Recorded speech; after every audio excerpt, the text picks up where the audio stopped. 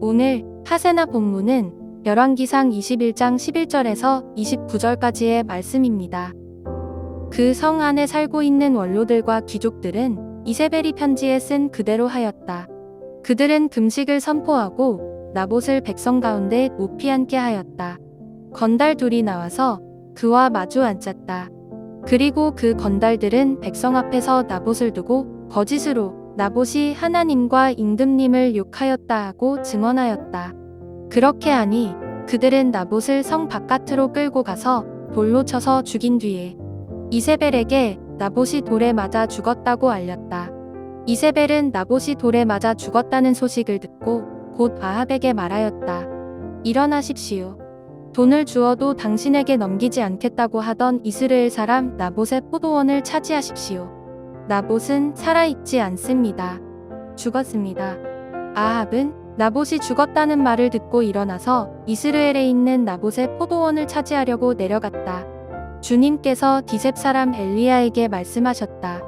일어나 사마리아에 있는 이스라엘 왕 아합을 만나러 내려가거라. 그가 나봇의 포도원을 차지하려고 그곳으로 내려갔다. 너는 그에게 다음과 같이 전하여라. 나 주가 말한다. 내가 살인을 하고 또 재산을 빼앗기까지 하였느냐? 나 주가 말한다. 개들이 나봇의 피를 핥은 바로 그곳에서 그 개들이 내 피도 핥을 것이다. 아합은 엘리야를 보자 이렇게 말하였다. 내 원수야, 내가 또 나를 찾아왔느냐? 그러자 엘리야가 대답하였다. 그렇습니다. 이렇게 또 찾아왔습니다. 임금님께서는 목숨을 팔아가면서까지 주님께서 보시기에 악한 일만 하십니다.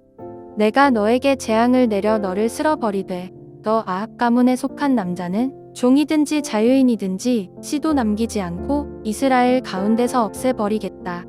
내가 이스라엘 사람에게 죄를 짓게 해서 나를 분노하게 하였으니 내가 내 가문을 느밧의 아들 여로보암의 가문처럼 또 아히야의 아들 바하사의 가문처럼 되게 하겠다. 주님께서는 또 이세벨을 두고서도 개들이 이스라엘 성 밖에서 이세벨의 주검을 찢어 먹을 것이다 하고 말씀하셨습니다. 아합 가문에 속한 사람은 성 안에서 죽으면 개들이 찢어 먹을 것이고 성 밖에서 죽으면 하늘의 새들이 쪼아 먹을 것이라고 하셨습니다. 자기 아내 이세벨의 충동에 말려든 아합처럼 주님께서 보시기에 이렇게 악한 일을 하여 자기 목숨을 팔아버린 사람은 일찍이 없었다. 아합은 주님께서 이스라엘 자손의 눈앞에서 쫓아내신 그 아모리 사람이 한 것을 본받아서 우상을 숭배하는 매우 혐오스러운 일을 하였다. 아합은 이 말을 듣고는 자기 옷을 찢고 맨몸에 굵은 베옷을 걸치고 금식하였으며 누울 때에도 굵은 베 옷을 입은 채로 눕고 또 일어나서 거닐 때에도 슬픈 표정으로 힘없이 걸었다. 그때 주님께서 디셉 사람 엘리야에게 말씀하셨다. 너는 아합이 내 앞에서 겸손해진 것을 보았느냐? 그가 내 앞에서 겸손해졌기 때문에 나는 그가 살아있는 동안에는 그에게 재앙을 내리지 않고 그의 아들들에 가서 그 가문에 재앙을 내리겠다. 오늘 하세나 말씀은 크게 두 부분으로 나뉩니다. 먼저는 나봇에게 누명을 씌워 죽이려는 음모를 실행하는 장면입니다. 결국 이세벨은 나봇을 죽였고 아합은 나봇이 죽었다는 소식을 듣고 포도원을 차지하려고 내려갑니다. 두 번째 부분은 17절부터 시작되는데요. 주님께서 디셉 사람 엘리야에게 말씀하셨다라고 시작합니다. 여기서 엘리야는 아합과 그의 집에 대한 심판을 예언하는 사명을 띠고 다시 한번 등장합니다. 하나님은 엘리야를 통해 아합에게 심판을 선언합니다.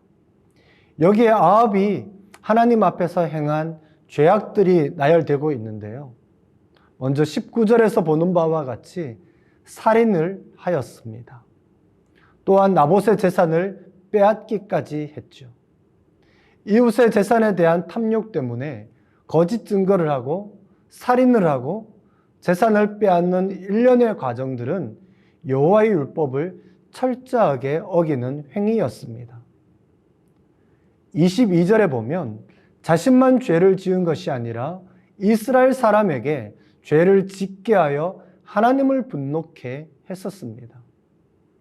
26절에는 우상을 숭배하는 매우 혐오스러운 일을 하였습니다.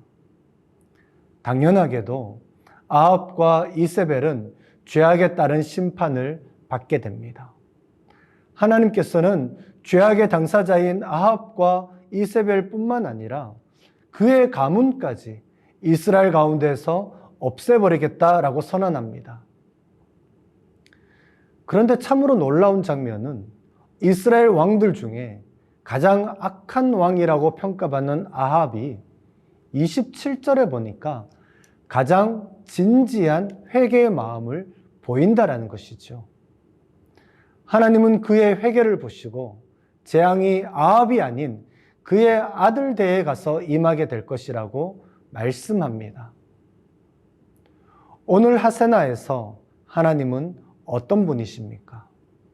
18절에 보니까 하나님은 감찰하시는 분이십니다. 22절에 분노하시는 분이십니다. 이 세상에서 일어나는 불의한 일들, 살인과 악한 음모와 이웃의 재산을 빼앗는 것, 이 모든 악한 일에 대하여 분노하십니다. 또한 죄에 대하여서는 심판하시는 분이십니다. 21절, 29절에서 보는 바와 같이 재앙을 내리기도 하십니다.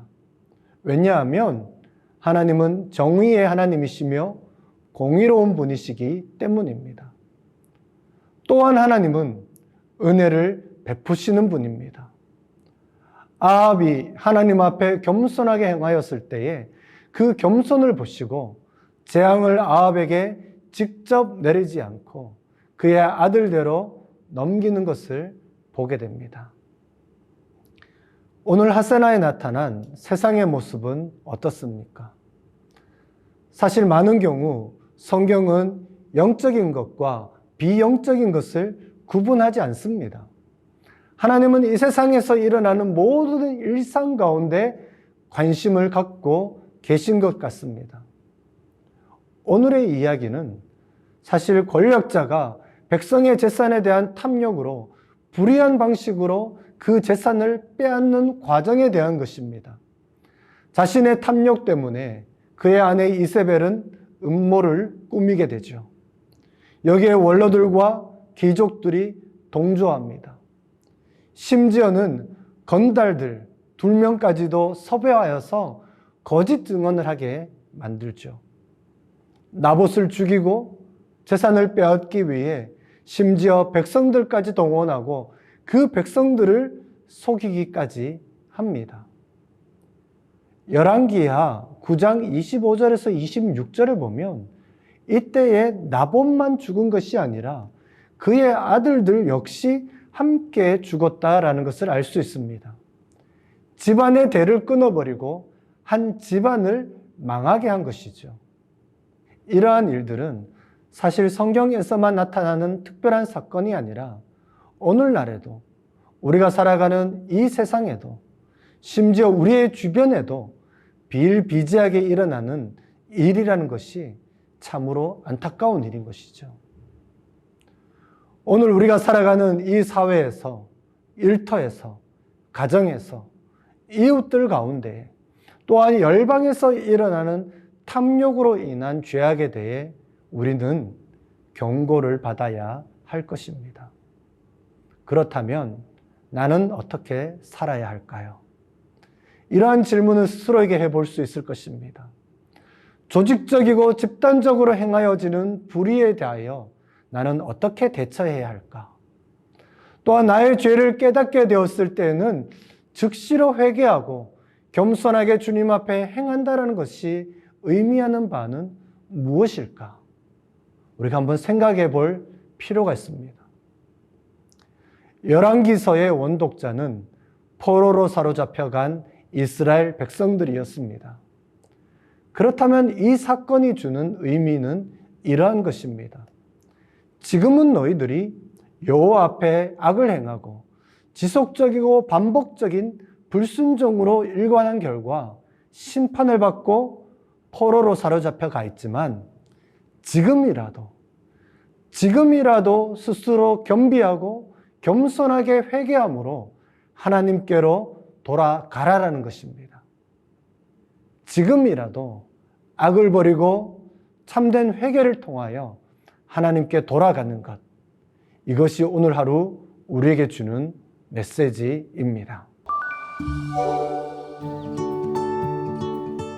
오늘의 하시조는 우리 집 주변을 청소하고 분리수거도 잘하여 나와 이웃이 사는 곳을 깨끗하게 만드는 것입니다.